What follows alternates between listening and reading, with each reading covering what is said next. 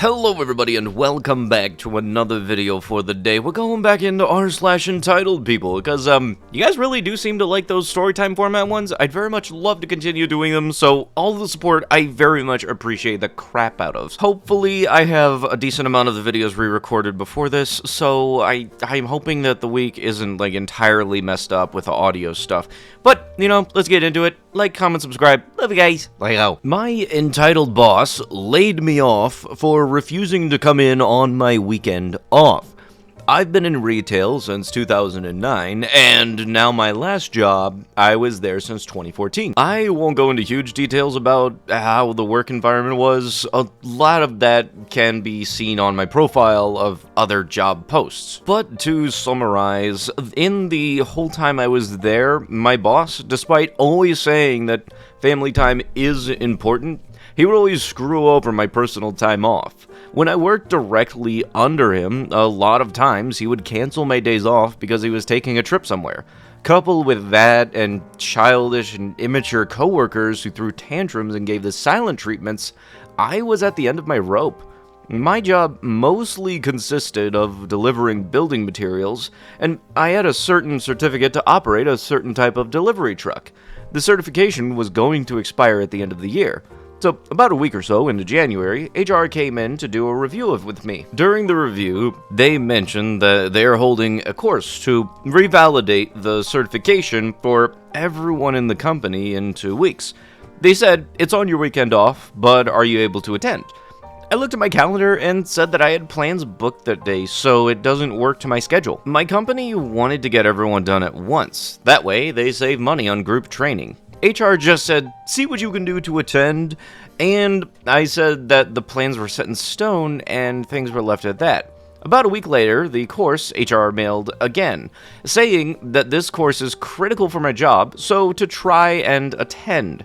I replied, it doesn't work for my schedule, and that I'd be happy to do it any other day, but this is going on during my weekend off, where I made plans well in advance, so it doesn't work with my schedule. For a few days, there was nothing else. My boss owns a few stores, and one worker from another store came by who was going to the course. They told me that he had been making plans with his fiancée for the last several months for that weekend, but had to cancel them because they suddenly revealed this training course and had to attend.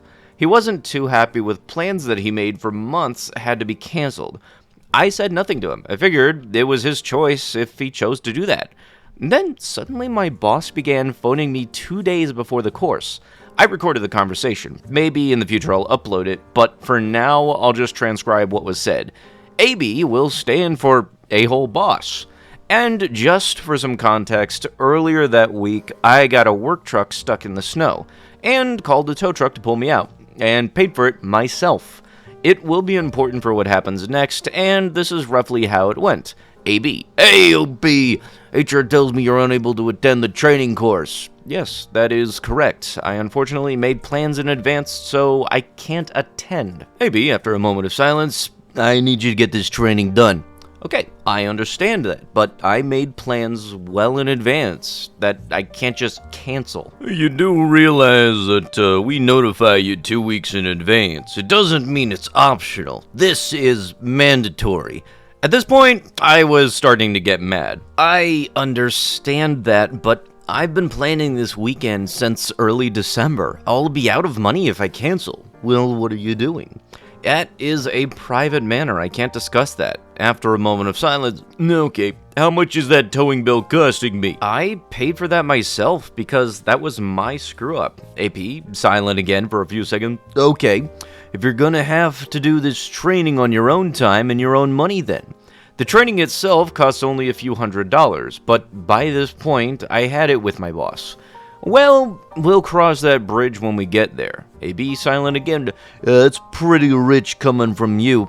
Well, I'm sorry, but I received no heads up, no communication, and this was being planned for that date. I know that there were plans to do the training early in December, but never heard anything about it since either September or October. AB, silent again. OP, I'm not happy right now. Yeah, well, I'm sorry that I have a life, and I can't just cancel things when I make plans on my day off. AB, silence again. Okay. Good enough. Bye. Bye. For a week, I heard nothing, continuing my job as normal while looking for a new job, because I had it with my boss. 9 years of this, I had reached my breaking point during that phone call. This boss has always screwed me over for my personal time off, and this was the last straw for trying to force me to come in on my scheduled day off. And then, 1 week later, towards the end of the day, HR showed up. They informed me they were laying me off due to an extremely slow season, with hopes of having me come back in spring. I said nothing, choosing to leave on a high note, but I knew it was really their way of firing me without firing me.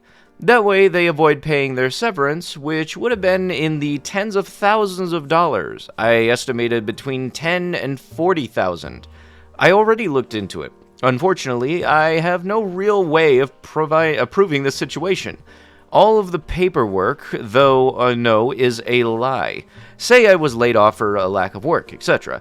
The only proof that I have is recently I had a contract insurance provider for the company to get a letter of experience from them. The agent that I had spoke with said that he recognizes my name, saying my now former employer recently removed me from their insurance coverage. Other than this backhanded move, I'm glad to be out of there. I was unhappy, stressed, and fed up. I'm using the time to advance my driver's license so I have the highest one I can get in my country. Don't you just gotta love it when companies just completely forget the fact that you have a life outside of work? Hey, we need you to suddenly come in.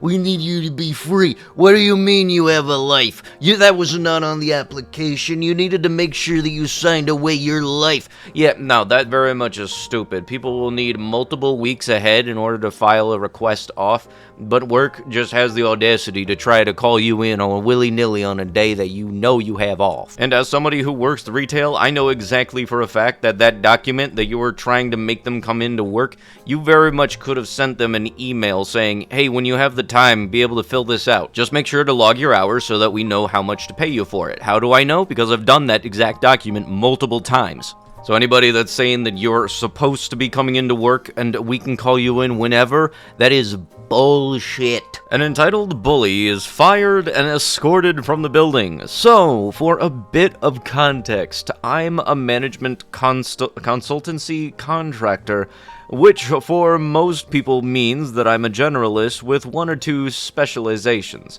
Unfortunately, this is not the case since I'm actually an ex-management consultancy executive, which means I have corporate HR and legal training, which is important later. This happened about 8 years ago. I was working on a massive organizational transformation program involving 80,000 staff with my part covering 40,000 staff.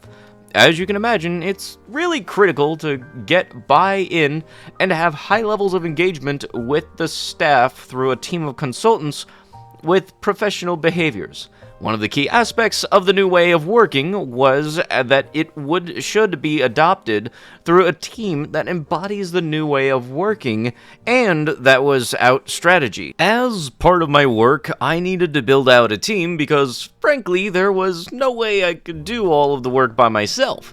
I have a rule. Everyone works, no hierarchy. Even if I had extra duties, I would not ask others to do things I would not do myself. I was fortunate to internally hire a few people, all contractors coming to the end of their existing contracts.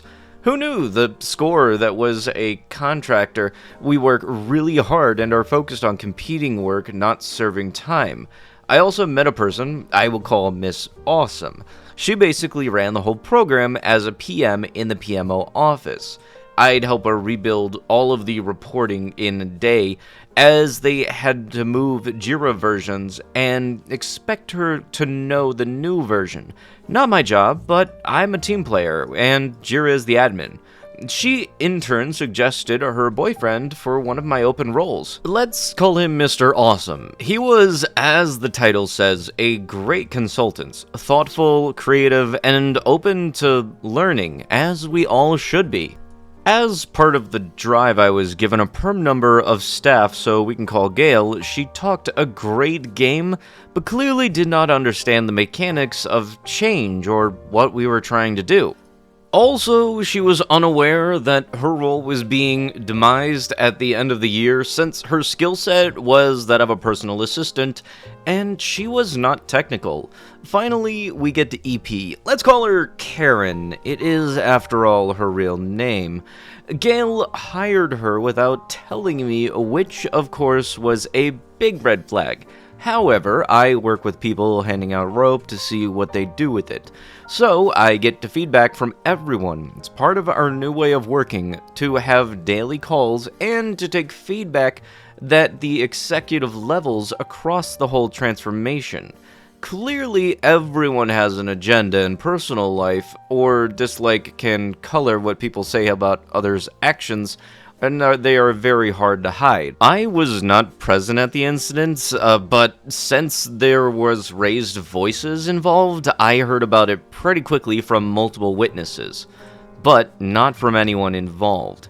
As the accountable person, it means I have to investigate, hear everyone's perspectives, and decide what is best for my client, their reputation, and course of health of the transformation. First, I email Karen to ask her about the incident and ask her to explain what happened and why I had not been informed about it.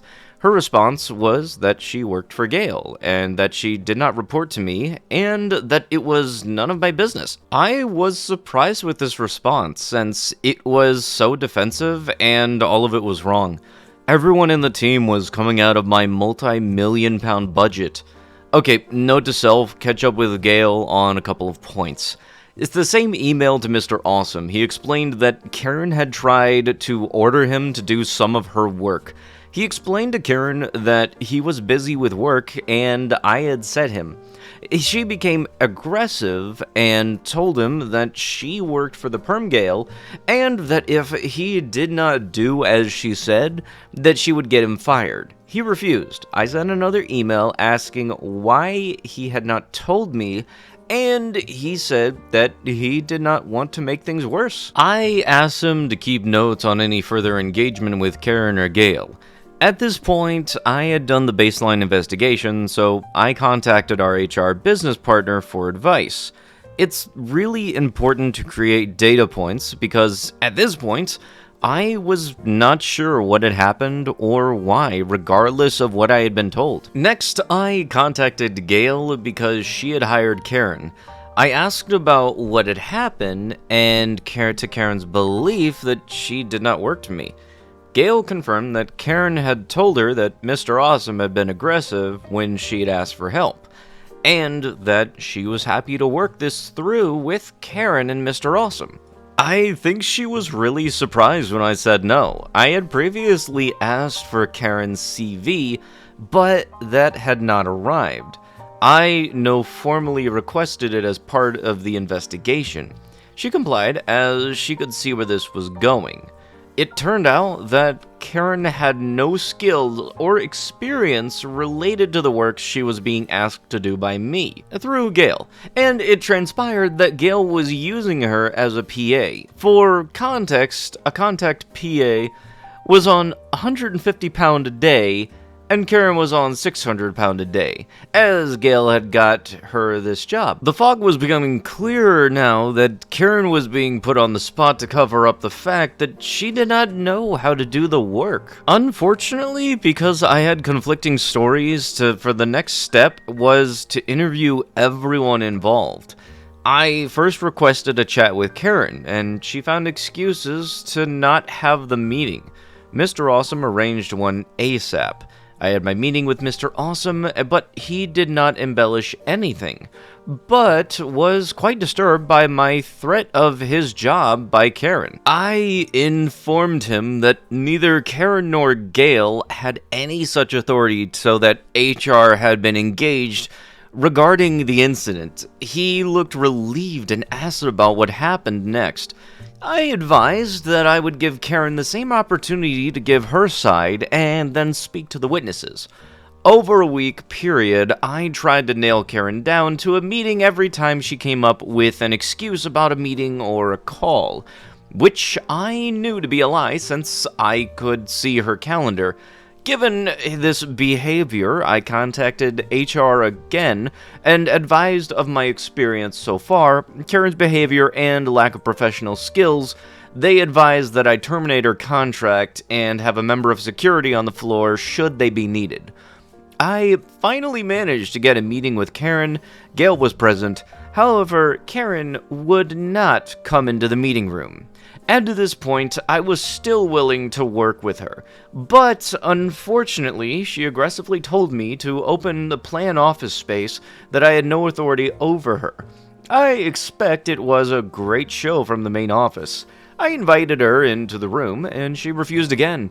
At this point, I had enough, and I called the security guard and then told her to put her ID card on the desk, and then she would be escorted out of the building. And this is when I went nuclear. She went insane, shouting and cursing just in time for the security guard to arrive. He took her ID pass and would not let her pick up the work computer and escorted her from the building. Mr. and Mrs. Awesome were in the open office plan space and saw everything. Gail just carried on as if nothing had happened. By the way, Mr. and Mrs. Awesome are now married with children. Hey, congrats! But with that, that is going to have to be with the video. I know this is one of the shorter of the storytime format ones, but I need to re-record some videos and I'm a little tired, so I hope you guys have a wonderful day, and thank you guys so much for watching.